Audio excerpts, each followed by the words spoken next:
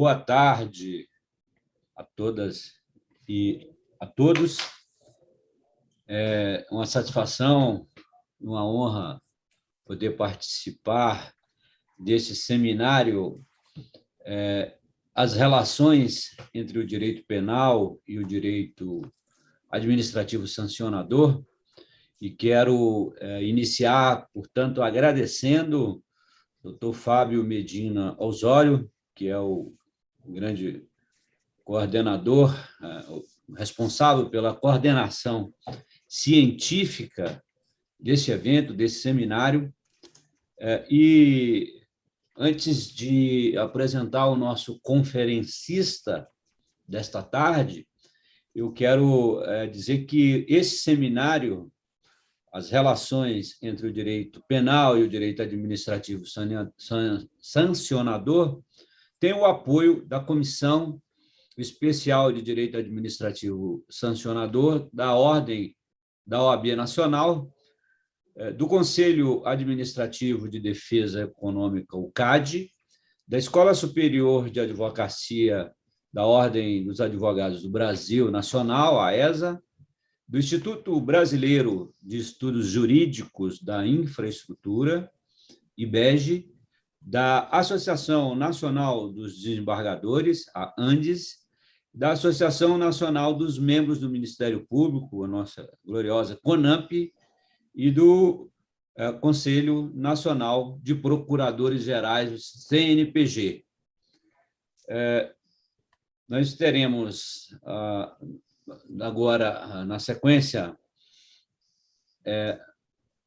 o prazer e o privilégio de ouvir a conferência do Dr. Fabiano Dalazen, querido amigo, ele que é Procurador-Geral de Justiça do Rio Grande do Sul, ex-presidente do Conselho Nacional de Procuradores Gerais do Ministério Público do Estado e da União, é bacharel em Ciências Jurídicas e Sociais pela Universidade de Passo Fundo, é especialista em Direito Penal e Processo Penal e mestre em Direitos Fundamentais pela UBRA.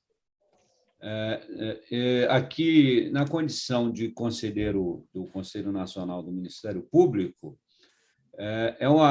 também uma grande oportunidade para poder aprender um pouco mais sobre o tema.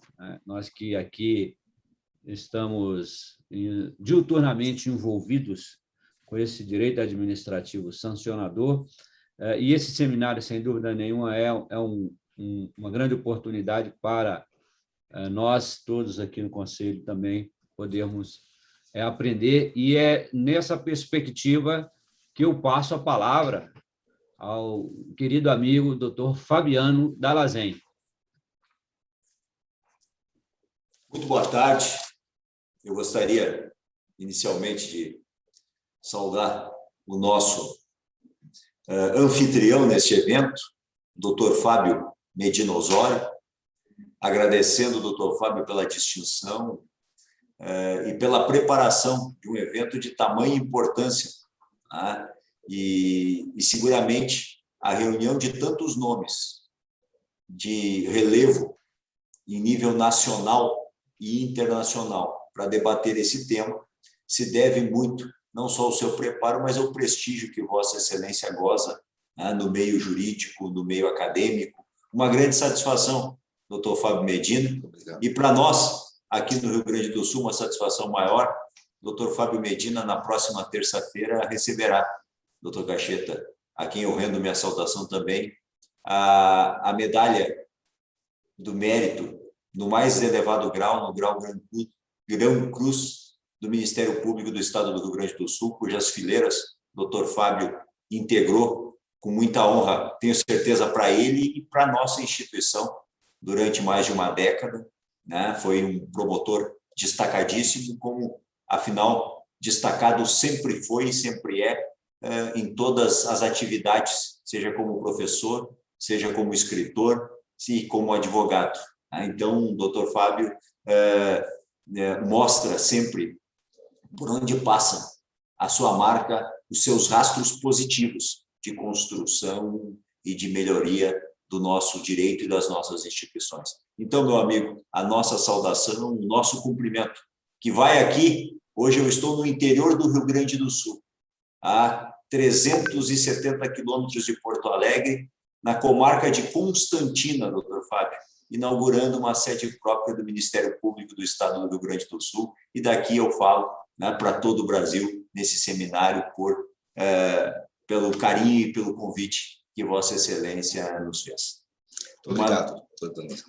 Uma saudação muito especial a outro queridíssimo amigo, doutor Sebastião Cacheta, né, conhecido de longa data, né, doutor Sebastião Cacheta, nos tempos da associação, depois procurador-geral, hoje conselheiro destacadíssimo. O doutor Cacheta também tem uma trajetória dentro do Ministério Público que honra a instituição do Ministério Público do Trabalho e o Ministério Público brasileiro. E mais do que isso, também sabe passar por todos estes momentos da sua carreira e neles, além de produzir grandes marcas em prol da instituição, também sabe angariar bons amigos pela forma gentil, pela forma cortês, pela forma cordial com que trata a todos nessa caminhada. Então, doutor Cacheta,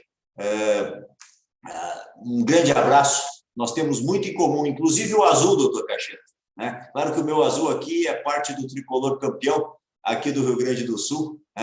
O seu azul lá nas Minas Gerais está um pouco mais embaixo, mas a gente torce aí para que recupere o lugar devido na história do futebol brasileiro, o nosso Cruzeiro, que tem aí tanta trajetória.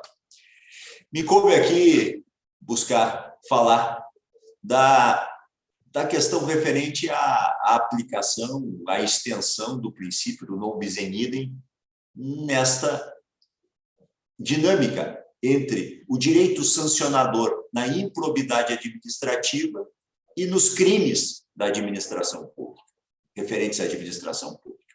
Porque, tirante a questão referente à reclusão ou à detenção, ou seja, a privação da liberdade, que é uma pena típica do direito penal, as demais sanções que podem ser direta ou como uma consequência ou como um efeito de uma condenação na esfera criminal, ou seja, a restrição de outros direitos que não a liberdade, a prestação pecuniária, a privação de direitos como direitos políticos, os efeitos que essa condenação criminal pode gerar também são sanções previstas lá no direito administrativo sancionador na espécie da improbidade administrativa. Tá? E, evidentemente, isto é bastante imutável, de acordo com a necessidade, de acordo com o momento em que o direito vive, amadurece os seus institutos e essa intensidade com que nós atacamos muitas vezes o ilícito nas mais diversas esferas dá margem a construções que, hora ou outra, são acolhidas pela jurisprudência, e isso nos traz a necessidade de algumas análises, né? Eu não preciso aqui dizer, evidentemente, a todos que, pelo preparo que já foi exposto aqui, né, da diferença evidente entre o direito sancionador com o direito penal. Né? A relação que existe é uma relação de gênero e de espécie aqui. Né? O direito sancionador é um gênero, o direito penal é uma das espécies, evidentemente, do direito sancionador. Né? Então, não há como negar, evidentemente, a existência de uma comunicação entre as normas de cada espécie, porque nós estamos dentro de um mesmo gênero do direito, e é evidente que elas se influenciam reciprocamente, embora elas não se confundam. As sanções de natureza civil previstas na lei de improbidade são espécies do direito sancionador civil, estrito sensu, e possuem características próprias, que as distinguem das demais espécies e subespécies do direito sancionador. Por exemplo, feitos que ultrapassam o âmbito estrito do direito administrativo, pois podem atingir terceiros, inclusive pessoas jurídicas de direito privado.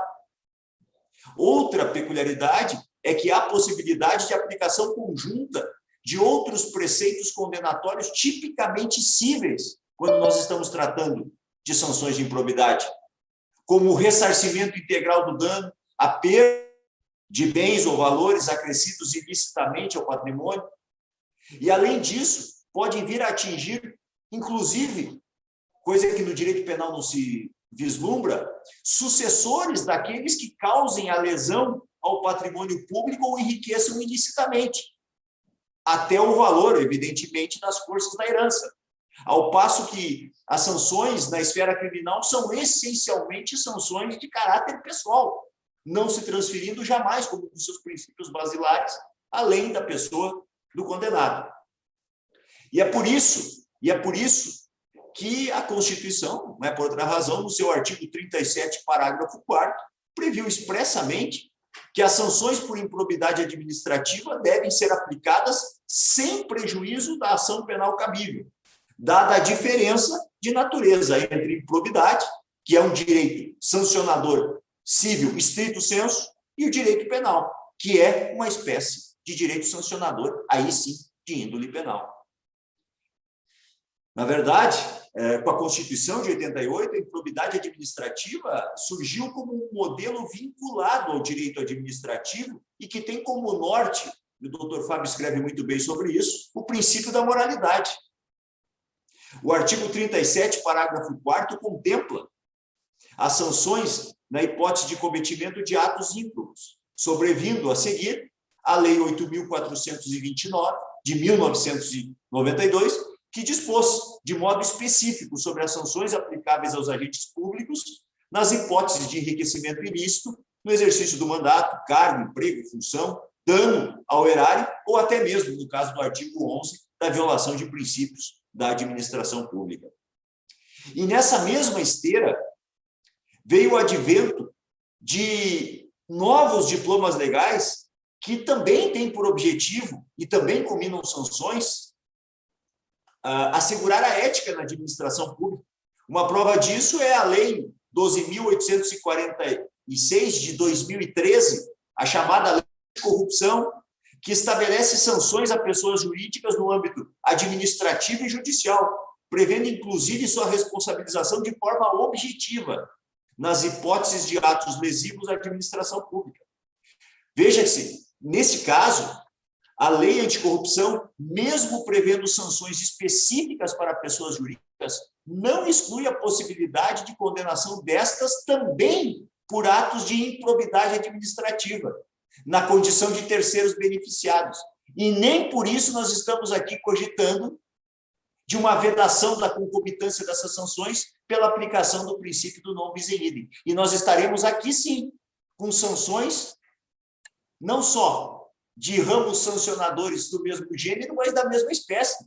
A lei anticorrupção e a lei de improbidade, nós estamos tratando, em ambos os casos, de direito administrativo e sancionador, onde há uma possibilidade e não há uma exclusão da combinação das sanções previstas na lei anticorrupção e também na lei de improbidade administrativa. Isso porque, em determinadas situações, a conduta do agente público, além de configurar o ilícito administrativo, apresenta tal gravidade, uma gravidade maior, que pode atingir o interesse público geral da sociedade, sendo tipificada como ilícito penal e também como improbidade administrativa. E assim, a depender da natureza, aí que está, da gravidade e da extensão da conduta antijurídica, um mesmo ato pode ser classificado ao mesmo tempo como ilícito civil, penal e administrativo. O que nós estamos falando aqui é a regra da independência e da autonomia das esferas civil, penal e administrativa. É o chamado princípio da independência entre as instâncias, segundo o qual a prática da mesma irregularidade, o agente pode ser punido em todas as esferas ou mesmo vir a ser punido em uma esfera e até, e aqui é um ponto que é importante chegar, pode ser punido numa das esferas, mas ser inclusive absolvido em relação a outra, dada essa autonomia. Tá? Veja-se, por exemplo, nós referimos a Lei 13.869 de 2019, a Lei de Abuso de Autoridade, doutor Cacheta, que lá no seu artigo 6º coloca as penas nesta lei serão aplicadas independentemente das sanções de natureza civil ou administrativa cabíveis, dada a gravidade reconhecida pelo legislador desse ilícito. No mesmo sentido, já em 1990, o artigo 125 da Lei 8.112, quando dizia: as sanções civis, penais e administrativas poderão cumular-se, sendo independentes entre si. Em todas essas situações, tem-se o princípio da independência das instâncias, como uma consequência natural do dispositivo constitucional, artigo 37, parágrafo 4º, que consagra também o princípio da separação, do qual decorre a autonomia administrativa e a independência das instâncias. Sabe-se, é verdade, como nenhum dos princípios, que o princípio da independência das instâncias ele não é absoluto. Claro, ele comporta determinadas exceções, mas é importante que nós tenhamos aqui bem dessas exceções. Por exemplo, vamos lá, a sentença penal absolutória produz coisa julgada na esfera civil quando acolhe a negativa de autoria ou reconhece a inexistência do fato no âmbito penal. É o que diz o artigo 66 do Código de Processo Penal. Seja ter o agente praticado também sobre uma circunstância que exclui ilicitude, ou seja, a sentença penal, a esfera penal, produz aí sim uma repercussão na esfera administrativa. Só que aqui, é bom que se diga, nós não estamos falando quanto à questão da acumulação ou não das sanções que são impostas por uma ou outra esfera, mas sim na questão da independência no reconhecimento dos fatos ou da autoria, para que nós não tenhamos uma incongruência lógica no sistema. Não teria sentido, dentro de um processo penal onde as normas são mais rigorosas, ficar demonstrada a absolvição porque o sujeito não praticou o fato que foi reconhecido categoricamente, ou pela inexistência do fato, não teria sentido ser condenado por ser autor de um fato que não existiu na esfera civil. Então, aí há uma mitigação, digamos assim, nesse princípio, que é o da independência das instâncias. Em síntese, o que está se querendo dizer aqui? A regra é a independência das jurisdições, com amparo na Constituição Federal e também na legislação infraconstitucional, como nós falamos. Todavia, paralelamente a esta regra, nós temos que ter um cuidado quando nós temos que evitar, na verdade, a dupla imputação do fato, enquanto uma garantia judicial e essencial do próprio processo penal. Na verdade, o que nós estamos tratando aqui é de que ninguém deve responder mais de uma vez pelo mesmo fato. Não significa que não possa ter consequências nas diversas áreas o fato praticado, dependendo do grau da gravidade de ofensa ao bem jurídico tutelado desse fato. O princípio do non bis in idem veda a duplicidade de sanções e de processos quando há uma identidade tríplice de sujeito, de fato e de fundamento entre dois ou mais dispositivos legais. A improbidade administrativa, no entanto, possui um âmbito de incidência específico. Aplica-se ao agente público que pratica ato improbo ou à pessoa física que induza ou concorra para a prática do ato de improbidade, ou ainda também aquela pessoa física ou jurídica que seja beneficiada, diferentemente, por exemplo, da lei anticorrupção, que se destina a aplicar sanções a pessoas jurídicas, ou a legislação criminal, que impõe sanções alçadas à categoria de tipos penais e que caracterizam crimes contra a administração pública, cuja esfera de sancionamento é diversa e se aplica especificamente a determinados agentes. Então, não há essa tríplice identidade no cabimento dessas sanções. Cabe, portanto, ao legislador definir as sanções adequadas e proporcionais para cada conduta, sendo possível, portanto, conforme a vontade da lei, a existência de mais de um plano de responsabilização para aquele fato, civil, criminal, administrativa. E, com isso, nós não estamos afetando o princípio do non bis in idem. Muita confusão tem causado, e eu acho que é importante a gente colocar aqui. Recentemente começam a surgir muitas teses, por exemplo, diante da recente decisão da segunda turma do Supremo Tribunal Federal, na reclamação 41557 de São Paulo, onde foi apreciada a identidade entre o conjunto probatório da ação penal e da ação de improbidade. Volto a dizer, a apreciação aqui era do conjunto de provas a respeito do fato versado e acusado na ação penal e também na ação de improbidade. Nesse caso, o Supremo Tribunal Federal reconheceu um julgamento que resultou numa negativa de autoria na ação penal, como causa determinante para o trancamento da ação de improbidade. Eis aqui o cerne.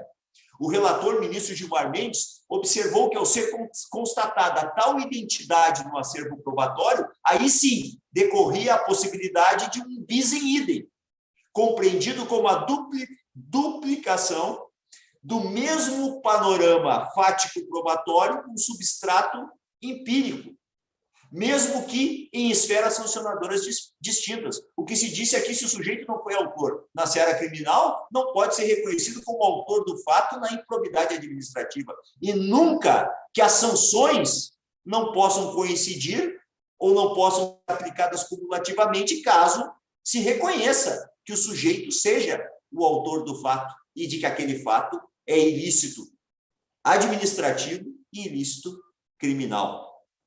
É que, a partir dessa decisão, muitos passaram a interpretar que houve o reconhecimento de que o direito administrativo sancionador e o direito penal são manifestações de uma mesma singularidade ou de uma identidade, e um sendo uma unidade de menor poder punitivo, reconhecendo a possibilidade, e aí que está o problema, de se comunicarem as instâncias sancionadoras por meio de uma independência mitigada. Emergiram, na verdade, grandes construções jurídicas, dando ensejo ao fortalecimento do espectro de proteção do nebis in idem.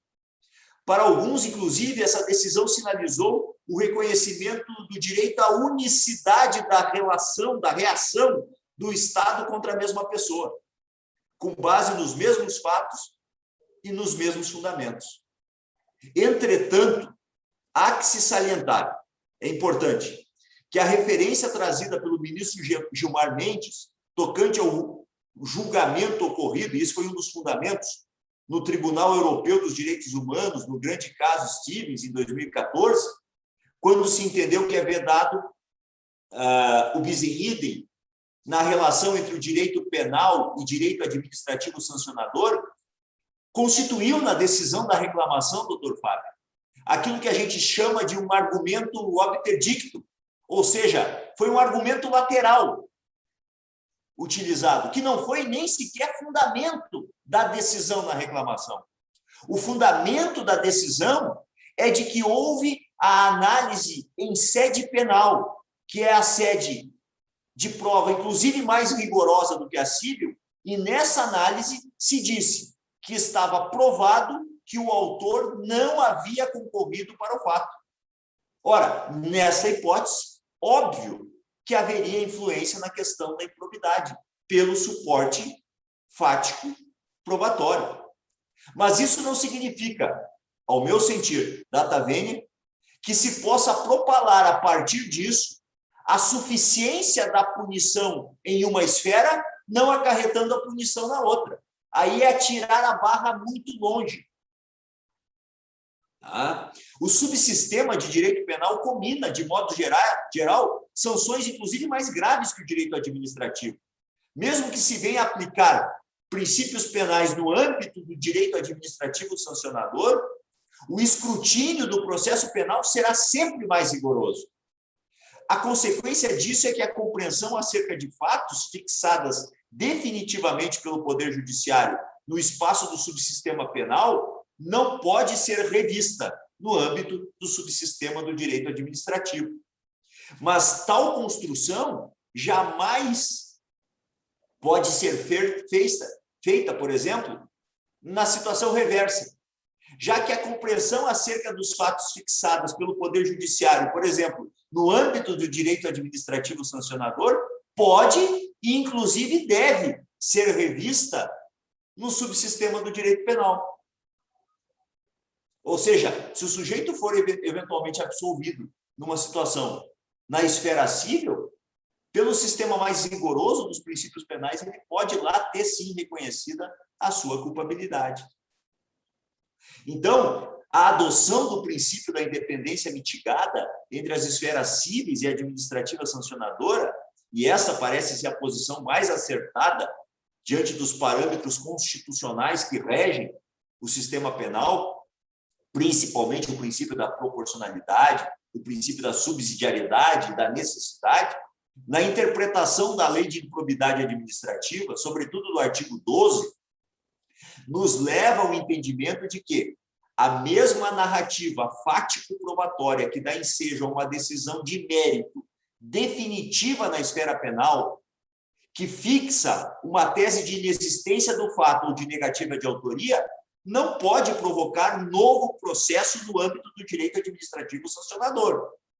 São círculos concêntricos de ilicitude que não pode levar a uma dupla persecução, evidentemente, e, consequentemente, a uma dupla punição, devendo ser o bis in idem vedado no que diz respeito à persecução penal e ao direito administrativo sancionador pelos mesmos fatos. Agora, essa porta, que é legal, é constitucional, se equivocadamente interpretada, vai levar a um perigoso alargamento, a ponto de ser, por exemplo, possível dizer que a punição por improbidade já seria suficiente, afastando a punição penal. Aqui nós não estamos tratando de non bis in idem, mas sim da independência das instâncias. Então, de tudo isso, o que nós podemos afirmar é a independência das esferas administrativas e penal de forma mitigada, no sentido de que, por exemplo, o substrato fático analisado na ação penal, que entendeu que o sujeito não é o autor ou que o fato não ocorreu, isso repercute na seara civil. Isso é uma coisa diferente e é aceitável e é correta dentro da nossa esfera e da aplicação adequada do princípio do non bis in idem. Isso é uma questão que reafirma a própria coerência sistêmica do direito. Agora, outra coisa é afirmar que a punição administrativa já é suficiente, porque ela é uma espécie do poder sancionador do Estado, que é um só, que é único. Essa afirmativa vai muito longe. Ou seja, dizer que todas as infrações corresponderia a um direito de punir e haveria uma suficiência na punição administrativa ou criminal, de modo que uma esfera evitaria a outra. Esse é um grande veneno, por assim dizer, que pode ser mal compreendido das entrelinhas da recente decisão do STF. A suficiência da punição em uma esfera não acarretando a punição da outra, pelo mesmo fato, é aquilo com que nós não concordamos, porque aí nós estamos tratando de situações diversas. Eu encerro, portanto, salientando que se sabe, evidentemente, que há uma tendência moderna de tratar a ilicitude de certas condutas apenas em um plano, já se entendendo o suficiente. Ou seja, que a sanção da improbidade já seria suficiente, não havendo razão para se punir penalmente. Esta é, ou esta não é, volto a dizer, esta não é, repito, volto a dizer, a interpretação e o entendimento que entendo deva se dar à proibição de non bis in idem. Há que se conferir limites à incidência desse princípio, de forma a haver uma ponderação diante das circunstâncias fáticas que se colocam. Dessa forma, doutor Fábio, eu pretendo, humildemente, ter cumprido com a missão que Vossa Excelência me conferiu, e devolvo aqui, honrado, a palavra ao meu caro amigo Sebastião Cacheta, agradecendo, uma vez mais, a oportunidade de dialogar em tão qualificado espaço. Isso.